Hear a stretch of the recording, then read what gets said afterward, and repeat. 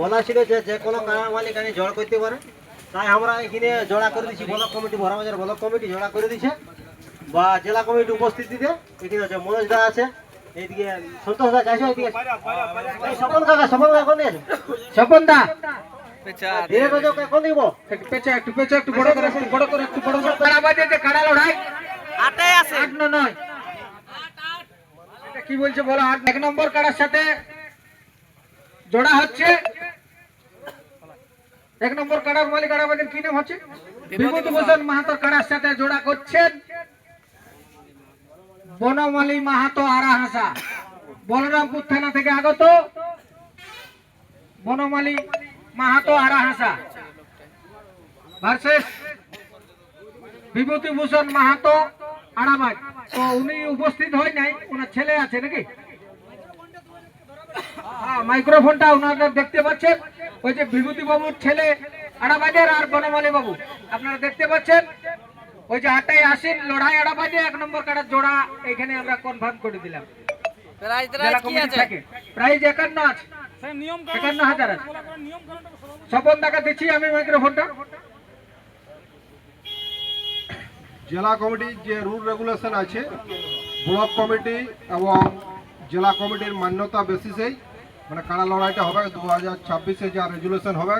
আশা রাখছি ব্লক কমিটিগুলো সমস্ত হয়ে গেছে, আর যদিও কোনো ব্লক এখনো বাকি রয়েছেন, 1 সপ্তাহের মধ্যেই মোটামুটি যারা ব্লক কমিটি মানে সবাইকে পদার্পণ করতে বলছে। এই কারণেই যে 2026-এ যে রূপরেখাটা হবে, সাংস্কৃতিক রক্ষা কমিটি, কাড়া লড়াই কমিটি কিভাবে চলবে সেইটা সেদিনে সবাইকে নির্দেশ দেওয়া হবে।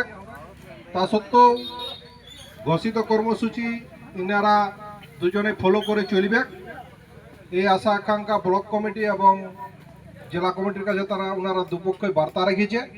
তার ফলেই আমরা সবাই একত্রিত হয়ে ওই 2 ব্যক্তির কাড়াকে আজকে জোড়া কনফার্ম করে দিলাম। কোনো কারণবশত ছাড়া দুর্ঘটনা গণিত কোনো কাড়ারও লড়াই ক্যান্সেল হবে না। লড়াই কিন্তু 8ই কার্তিক হবে, 8ই আশ্বিন ওটা অনুষ্ঠিত হবে আরাবাদ গ্রামে, বিভূতিভূষণ ভার্সেস বনমালী মাহাতো আরাহাসা, বলরামপুর সালডি।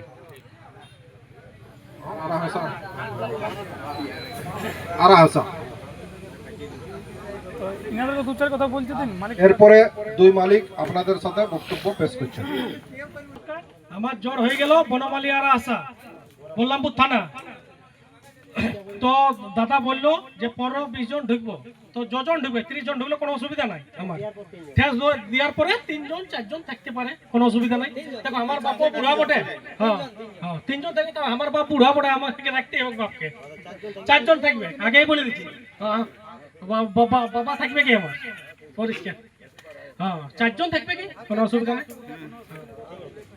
যদিও এটা বলা নয় বা বিভিন্ন ক্ষেত্রে 2025 পর্যন্ত আমাদের কমিটি থাকা সত্ত্বেও বিভিন্ন আসরে কিন্তু মানে রায়ের ক্ষেত্রে কে জিত কে পরাজয় হয়েছে, সেই ক্ষেত্রে বহুত অসুবিধা হয়ে যায়।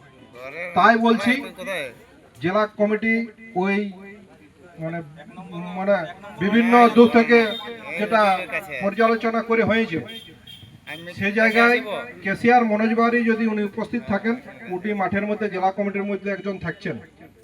তা সত্ত্বেও যে ব্লক থেকে কাড়া উনার আসরে জোটা কাড়া থাকবে, 1 থেকে হয়তো উনি 5টা করতে পারেন, 7টা করতে পারেন, 10টা করতে পারেন। যে ব্লকগুলো থেকে কাড়া জোর পাবে সেই ব্লক কমিটির একজন প্লাস বড়াবাজার ব্লক কমিটির একজন, সেই মোতাবেকই তাদেরকে আমাদেরকে জেলা কমিটির অফিসে এসে করে বলতে হবে। যিনি পরাজয় করেছেন, যিনি পরাজয় হয়েছেন, কমিটির কাছে স্বীকারোক্তি করতে হবে। তারপরেই জয়ী ব্যক্তিকে আমরা জয়ী বলে ঘোষণা করব। জেলা কমিটির কোনো দায়ভার থাকবে না। 2 block committee, Balarampur block committee এবং বড়াবাজার ব্লক কমিটির একজন করে মাঠের মধ্যে প্রবেশ করতে এই বছর থেকে নতুন চার্জ দেওয়া হচ্ছে ব্লক কমিটির পক্ষ থেকে, রেজাল্টটা দেখার জন্য। কেন বিভিন্ন দূর দূরান্ত থেকে কারা বাইরে চলে যায়, জেলা কমিটির পক্ষ থেকে সিদ্ধান্ত নেওয়া সম্ভব হয়ে ওঠে না। এবং আমাদের মনোজ ভাই কেসিআর উনি মাঠে প্রাধান্য থাকতে, এবং ওই জয়ী এবং পরাজয় ব্যক্তি ব্লক কমিটিকেই সিদ্ধান্ত গ্রহণ করতে হবে। এবং সেই মান্যতা রূপ হিসাবে জেলা কমিটি ঘোষণা করবে। আগে কোনো ঘোষণা হবে না।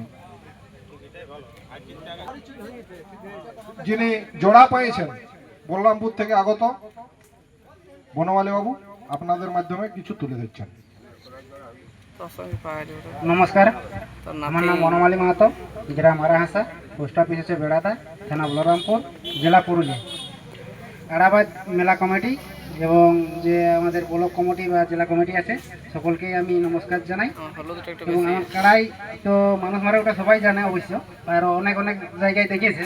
ওই জন্য আমি ওই কথাটা বলেছি যে আমার কাড়ার সাথে মোটামুটি 8-10 জন আমরা সমাপো প্রথম। আমার কাড়াই মাথা দিলেই আমরা ওই 3 কি 4 ওইদিকেই থাকবো, তার বেশি থাকবো না। তো ওইটা আর গেটটা যেমন একটু ফাঁকা করে দিই। আমি মেলা কমিটিকে এইটাই আমি অনুরোধ রাখবো আমার তরফ থেকে। আর বেশি কিছু বলছি না। নমস্কার।